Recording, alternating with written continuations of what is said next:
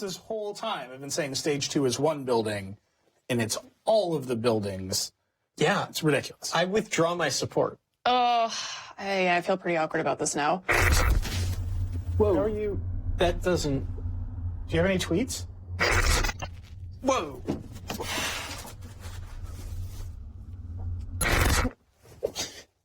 This is going to be annoying.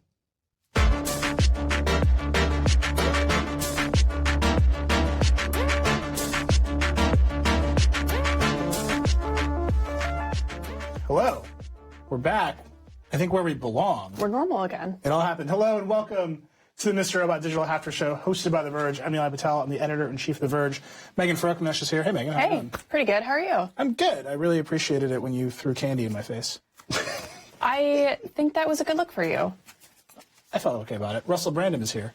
I feel like I could glitch out at any time. That's how I felt about you for years, Russell. Let's be honest. Before we begin, some basic ground rules like we always do. This is a co-production between USA Network, which makes Mr. Robot, and The Verge, which makes The Verge. It's cool that we get to do this. We're editorially independent, so we get to say whatever we want, but we don't really do fan theories or spoilers. We try to stay right in the lane with you, the fans, and you can talk to us. Megan, tell them how.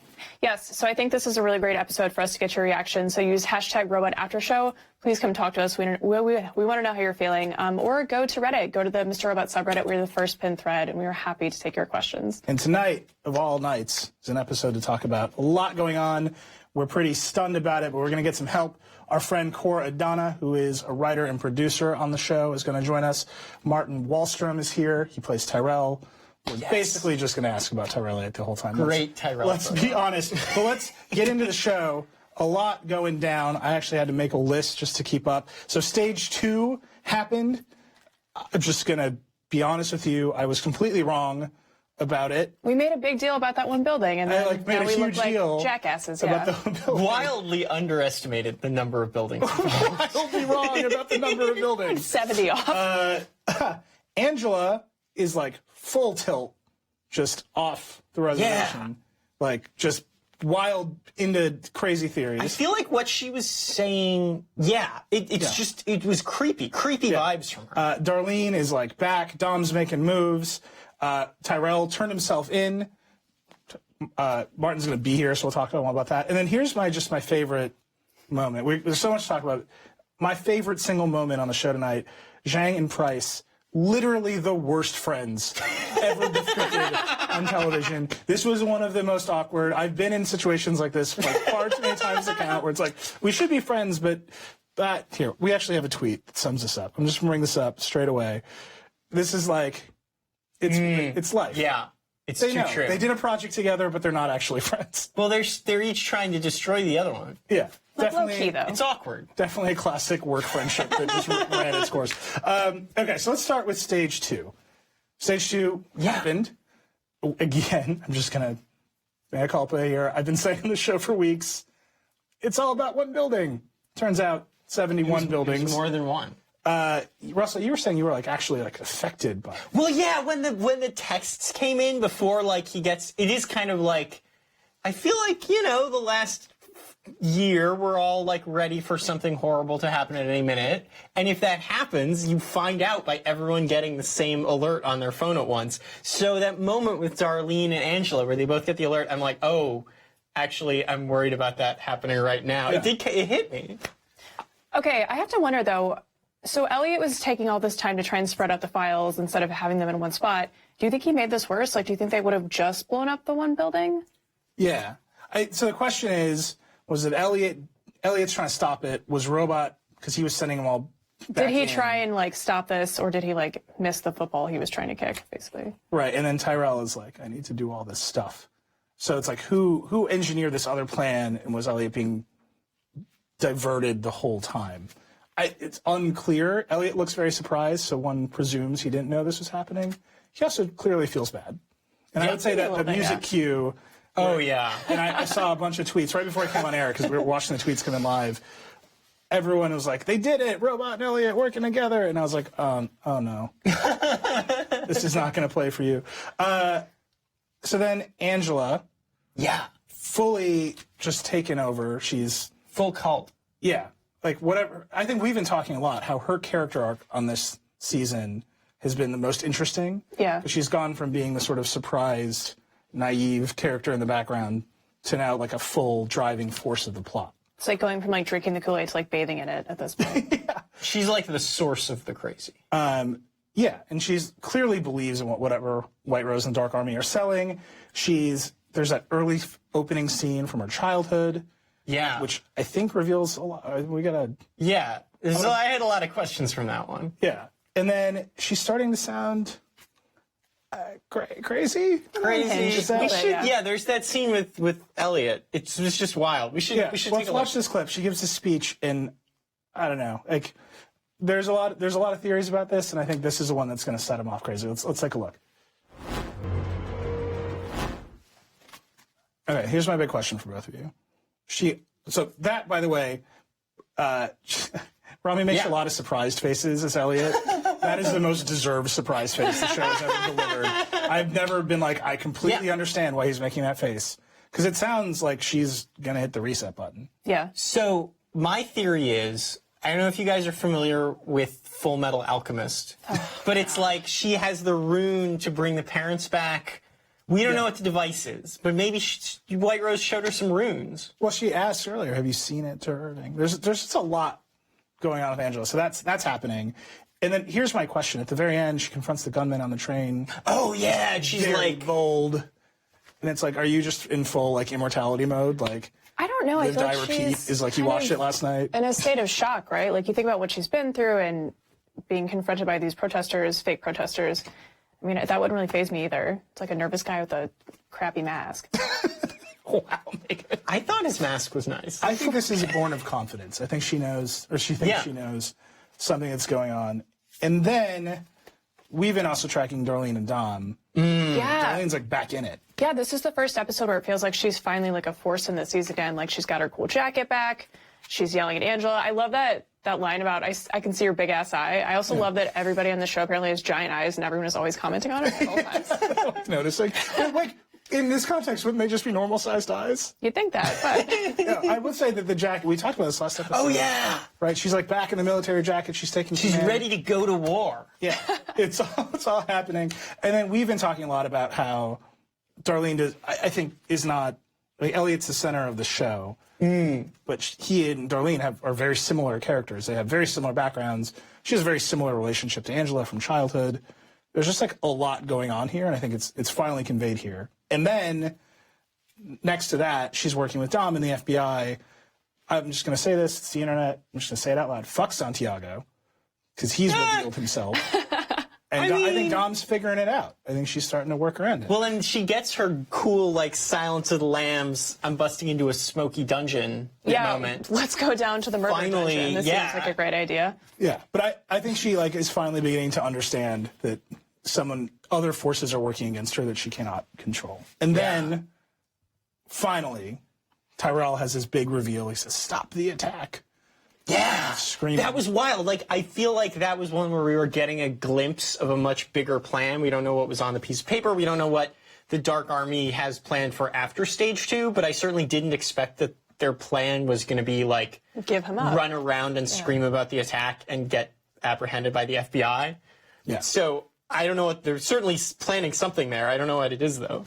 And then Irving hands him a letter, says, "I'm sorry." I think we, the audience, know. And there's the big reveal. Let's just watch the clip of this here. And we're back with the man himself. Tyrell is here. Martin Wallström, live from Sweden. Thank you for joining us, Martin. Thank you. So you're actually in Sweden. You're like flying all night. What time is it in the morning for you?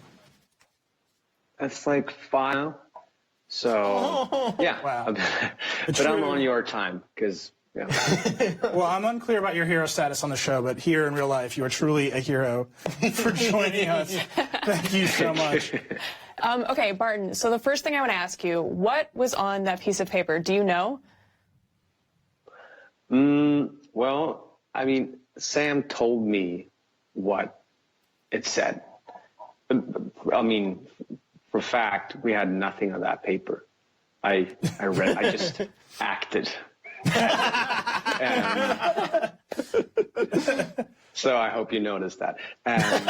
No, but I mean, Sam Sam and I talked about it, and yeah, so I had to imagine it. Can you tell us what Sam said to you about what was on the paper? No. Absolutely not. Does Tyrell Absolutely know not. about his wife's alive or dead status? It's so scary being live because it's like whatever I say. Nah, I mean, he doesn't know that now. And yeah, I mean, we saw the goodbye from Irving, and yeah, the sort of doubleness he has in terms of, I'm sorry, Terrell. I'm sure has a lot of that too, but no, he doesn't know about that now. Yeah. So whenever Irving doesn't actually hurt him, he doesn't kill him, do you think that Tyrell feels relieved? Like, how did you play that moment? Well, I think it's like when you just know that there's something fishy going on, like when he's being detained in the woods and chopping all that wood, and suddenly he's taken to New Confectura. It's like he's being used, but it's the only way out that he actually has. So I don't think he expected to be killed, and I don't think he's relieved by it either. It's like a fool to just hope on the last sort of hope there is, and I think he knew this was a big risk all the time. Can I ask you a question? When you were shooting the scenes in the woods, have you ever sharpened an axe before? Because one of my favorite scenes is you somewhat flippantly sharpening the axe at Irving, and I was just wondering, like, were you acting that, or you're just kind of like, I've never done this before, so I'm just making these motions? No, I had to train with a guy. He's It was like martial arts. Yeah, but then he gave me this small axe book, and we had to sort of practice how to sharpen the axe. So I wouldn't say I'm a pro, but I'm on my way there. Talk more about your version of the relationship between Tyrell and Irving, right? It starts pretty transactional. It seems to end pretty warmly. What were you thinking about that arc as time went on? Well, not warmly. One of the interesting.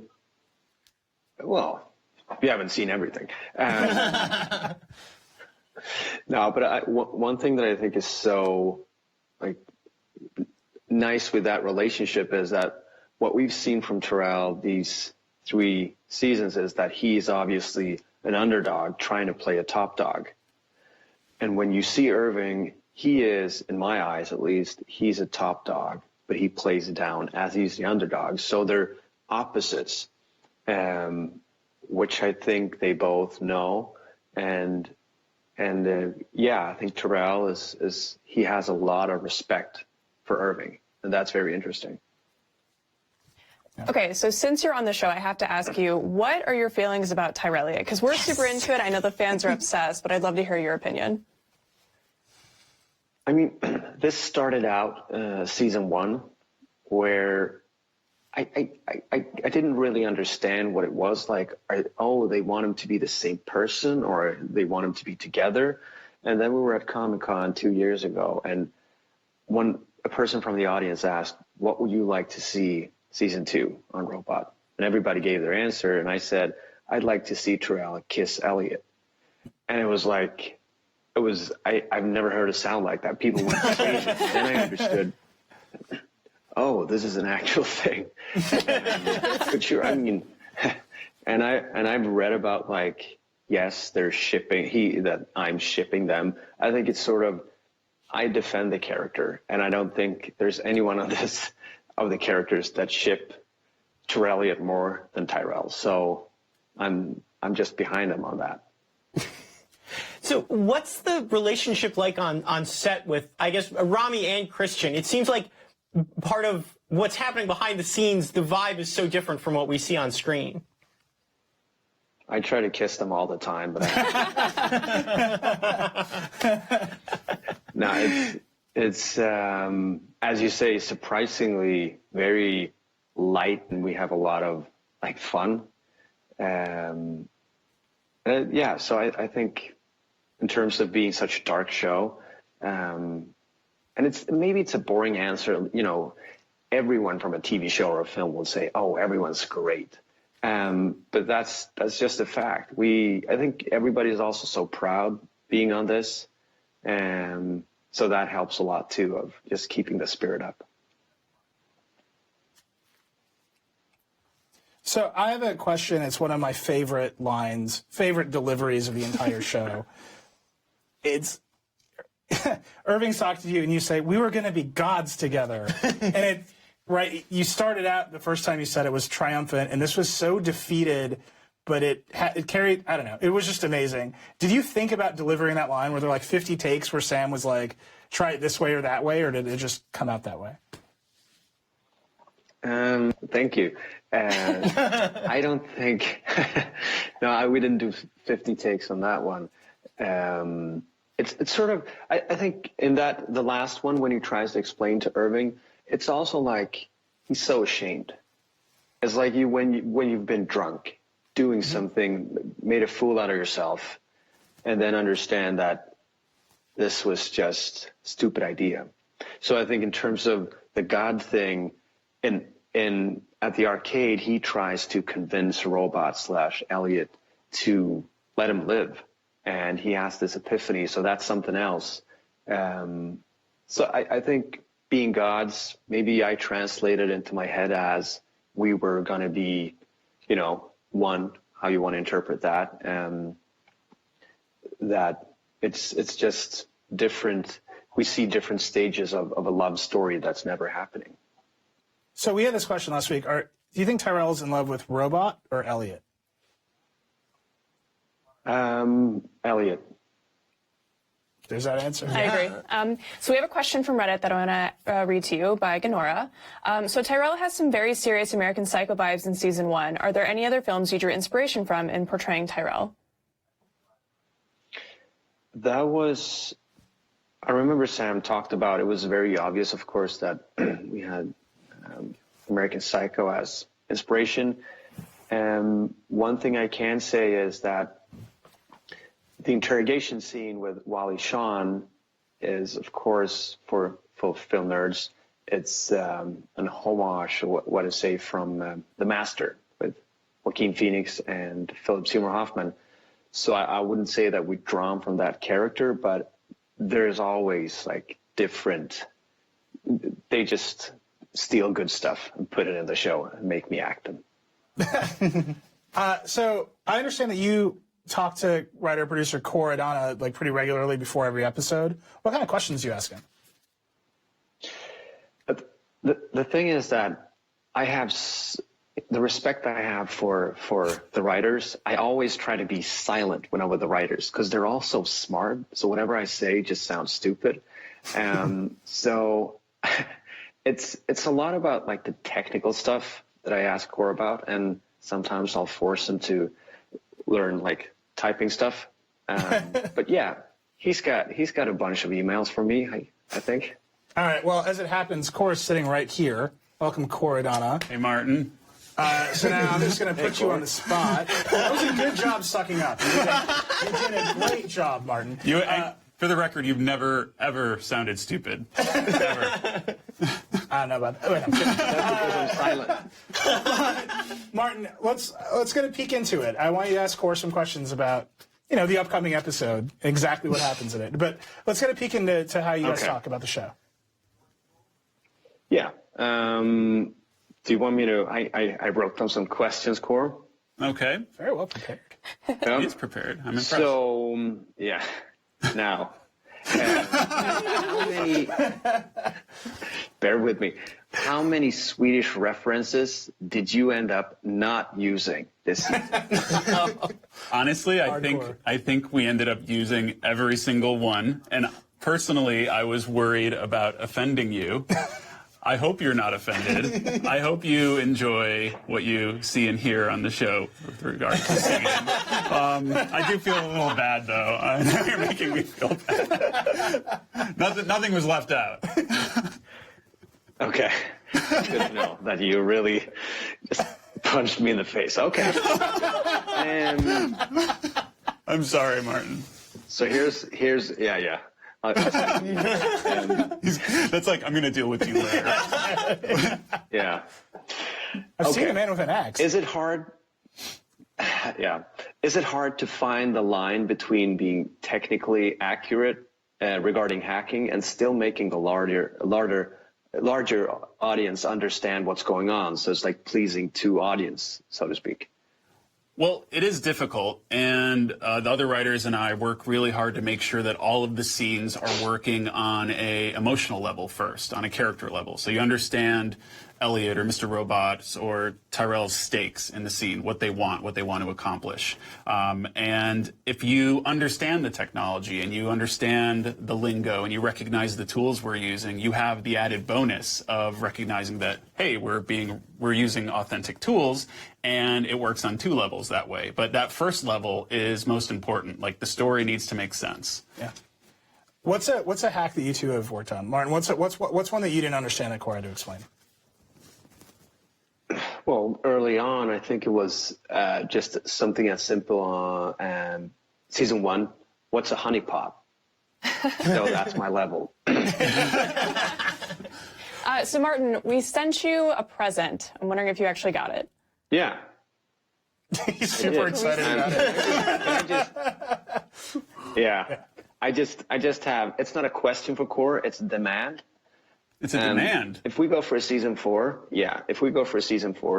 would you fight for me in the writer's room to give me 10 minutes to pitch a storyline? And what would I have to do to be successful? If we don't have time to answer this, All right, 100% I will fight for you, and I think Sam might be open to it. And my advice for you is to make sure that your pitch doesn't sound self-serving. So don't go in there and be like, hey, let's have a 10-minute monologue for Tyrell about honeypots or whatever. Like, if the writers sense that you're being self-serving, then they're going to ignore you. But if you're trying to service the story, then we might be open to it.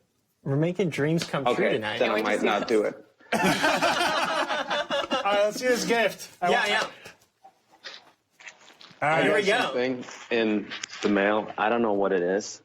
Here we go. Thought it was a pillow at first. It was a pillow. It's pillow shaped. I don't know what it is. Okay. Yeah, Yeah. important bubble wrap situation. Bubble wrap. Yeah, it's bubble wrap. Joanna's head. I'm popping. Yeah. Gift bubble. What is this? Here we go. Start. Take a look. Yes. It's our favorite piece of Tyrelliot fan art right there. Please hang that above your head. Thank you. That's pretty good. I had to so look up good. that spelling of Bonsoir on the corner. That is great. All right, Martin, thank you so much. I know Amazing. how early it is for you in the morning. Thank you so much for being here. Yeah, thank you so much. Thank you for having me. See you, Martin. Bye. All right, Cor, you're here. I'm here. I'm just going to say this to you directly. Go for it. You lied to us. Did I? You lied to our faces. And we've been friends. Were we? I really. Not anymore. So we're out here saying stage 2 is one building. Every week. Literally week every we said week it. we're like, you've been on the show. We're like Yeah. saying it. You're like, that's great. And then I don't know what you do. You're going off drinking highballs in your limos. Tell me how you set this up.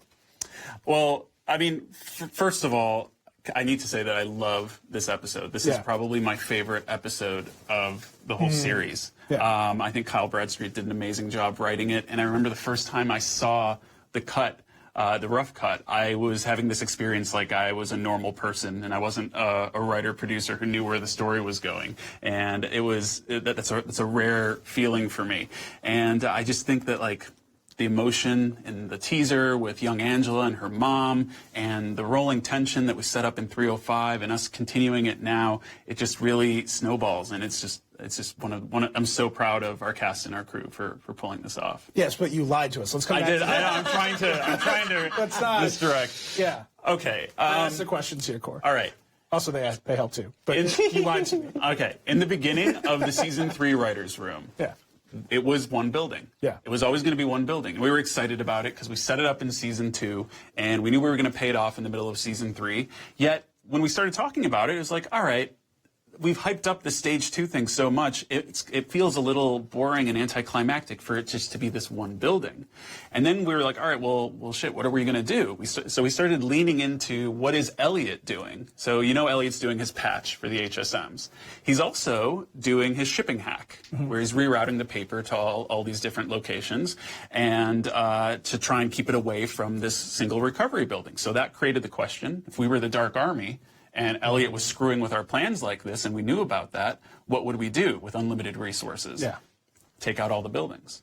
And when we started talking about that, we loved it because we could earn that moment of Elliot having his glory, having his win, and really saving the recovery building and feeling that moment of triumph with him, only to learn seconds later that in doing so, he caused the Dark Army to target 71 buildings. And he has that great line at the end here in VO where he says, the recovery building wasn't the single point of failure. I was. Yeah. So that was awesome. So it was his fault. Yeah, that's the main thing. It wasn't just my fault. It was everything. Oh, you mean Elliot's fault. Definitely Elliot's fault. I thought you were still trying to... Wait, so It's also your fault. It's also my fault. Okay, everything's my fault. So this is like one of those nightmare scenarios in the world that you think about. Are you trying to map that onto reality? Are you thinking how this would actually play out, or is this entirely in the world of Robot? Well, we try and attack all the situations and the conflicts you see on Robot with as much realism as possible. But we set up this conceit in season 1 where we have this fictitious conglomerate, an evil corp, that owns 70% of the world's consumer debt. And there is no real life. There's no real life situation like that. There's no company that is as big and massive and as Evil Corp. So that right there builds in this dependency that we have on in the world of our show on Evil Corp. So all this really is a continuation on the 5/9 hack. Yeah. I mean, the 5/9 hack destroyed the economy, destroyed credit, caused massive inflation, made the dollar tank. There are swap meets on the streets. Businesses are going out, are shutting down, and there's so many things in flux because of the 5/9 hack. And those paper records that were in those 71 buildings were the last chance of rebuilding. Like that's everyone had this faith in Evil Corp, like, oh, they're going to rebuild the database, and if we can just get these records going, then we can rebuild, and everything will be fine. And so this is part of what's fascinating because we're seeing all this happen in the background, where there's people selling apples on the street, e-coins everywhere. It seems like it's bad news for a lot of folks. Part of me was watching it and thinking, well, how could it get any worse? But you're saying people are going to lose the hope of it getting better. I mean, how do you think about like the consequences of that in the world of Mr. Robot? Well, actually, we talked to a lot of economists and we talked to economics professors and journalists about what would something like 5/9, what kind of effect would that have on our world? And we used the crash of 1929 as inspiration, and we drew from that. And we used even the financial crisis of 08 and Greece's financial crisis to kind of inform and help dictate where we would want to go with the world of our story and what would happen after the events of 5/9 and what would happen after stage 2. And we built out a timeline actually in our room of milestones of this is what would be going on in the economy, this is what would be going on politically, and you're seeing some of that in seasons 2 and 3. And so that's so far been like the A line of Robot, right? Like Elliot does something bad happens, Elliot tries to stop it, right? Like that's the thrill. But now we're starting to see this other kind of like plot element, which is whatever's going on with Angela. The first scene of this, it's a death party. Is that how you? Death party. It's a see you in another life party. Let's watch this clip. It's extremely weird. You want to know what I believe? What? That this isn't the end. That there's another world out there for both of us. That we'll see each other again. And we'll play and dance and bake and sing. Doesn't that sound beautiful?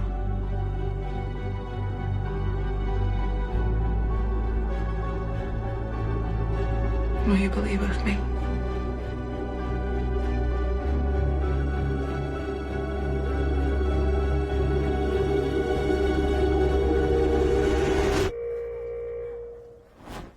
Okay, let's just.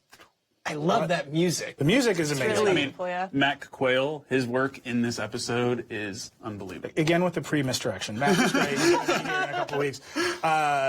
What is going on there? Is that the time? Is it time travel? Is that a thing? What is happening? Is it Full Metal Alchemist? Just not if it's Full I Metal. will Scenes say pump up this. the volume. I will say this. This is one of my favorite scenes. Yeah. Even watching it now, I still get a little teary-eyed watching it and I've seen this hundreds of times. And it brings up that notion that I personally struggle with, and I think a lot of other people struggle with. Is like, are we going to be able to keep these relationships that we have with loved ones after they pass away?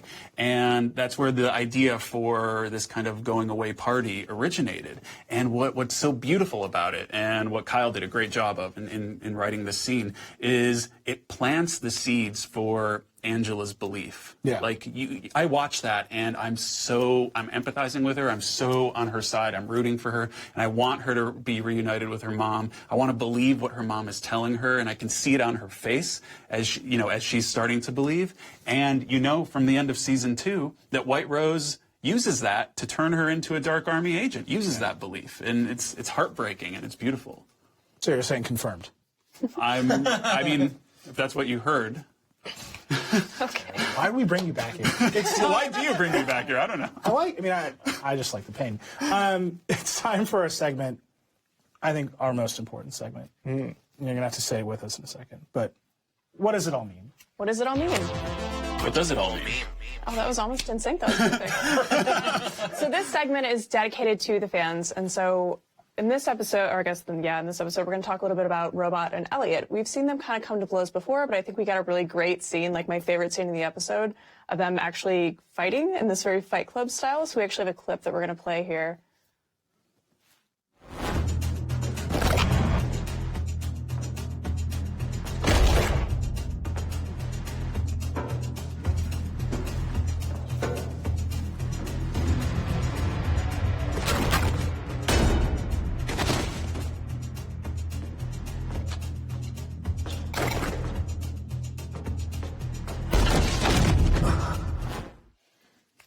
All right, so actually I have a tweet here from Raekwon Cabezas. I don't know about you, but I loved all the Fight Club references in this episode, especially the whole Fight Club fake out in the end. This is just straight up the question. Do you guys think about Fight Club? Because it's come up, but I know Sam has kind of dodged it in the past. We think about so many different movies and television shows. Fight Club is one of them. It's an expert dodge. We think about many different. That was better than references. Sam or than Elliot dodging himself in the hallway. So we on Reddit asked fans if they preferred Christian Slater's Mr. Robot or Rami Malek's Elliot, and honestly, overwhelmingly, everybody really likes Elliot. So we actually have a really good answer here from Red Havoc 80 that I think sums it up well. I identify more with Elliot because he realizes there are boundaries morally. In the second season, he dreams of making things right with the tour guide at Steel Mountain, among living in a peaceful family and with society. He only wants to be a part of F society because his loneliness makes him feel as though he's part of a team. Mr. Robot is the direct opposite of what Elliot really wants, which is such a sad, tragic read on Elliot, but also so accurate. So, at the end of this, right, Robot helps Elliot. Are we seeing them come together? Are they a team now? Or are they still fighting? What's great is you're asking the question that we wanted you to ask when you watched this scene. That's Did Core lie to me again? No, but I mean, seriously, that is the question. And I guess all I can say is keep watching, find out. I mean, it'll go into some interesting places. But do you think this is if the A line is Elliot does something bad happens and he tries to stop it, is that the continuation of like that main thrust of the story? Possibly.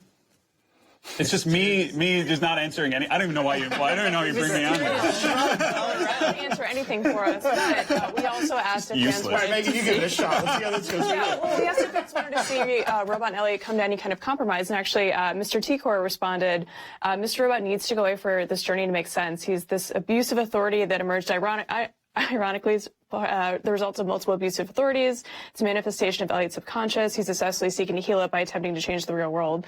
And he goes on, but it's, I think, a really beautiful answer and probably a good point. So maybe you guys should pay attention to that. It is a beautiful answer. I'll give you that. Take more cues from Reddit. We take a lot, actually. Yeah. Do you guys look at the fan art? I mean, we're showing it up behind us right now. Yeah, I look at the fan art. We read it. I try and read as much as I can as a sub. As a writer, do you see where the fans are going and then try to like dodge away from them? I mean, not really. I mean, sometimes not really. We don't because we want to go where we feel the story and our characters would organically go. And if some fans are able to call that out before it happens, then fine. If they're going to theorize about something else, then that's fine too. I just like reading about it. Yeah. So stage 2, again, built on a foundation of lies, directly from you to me. But stage 2 is complete now. Or is it? Stage 2 is complete. So what? Is there a stage 3? Like, what should we be looking forward to? I think Stage 2 is a game changer for almost every single character on this show. And I feel that Elliot, Robot, Tyrell, Darlene, and Angela are in some way complicit in what just happened to the world. So, I mean, we have a couple more episodes where we're really going to discover what that means and experience the fallout with them and how they react to something this massive and catastrophic. Did Price know that stage 2 is happening in this way?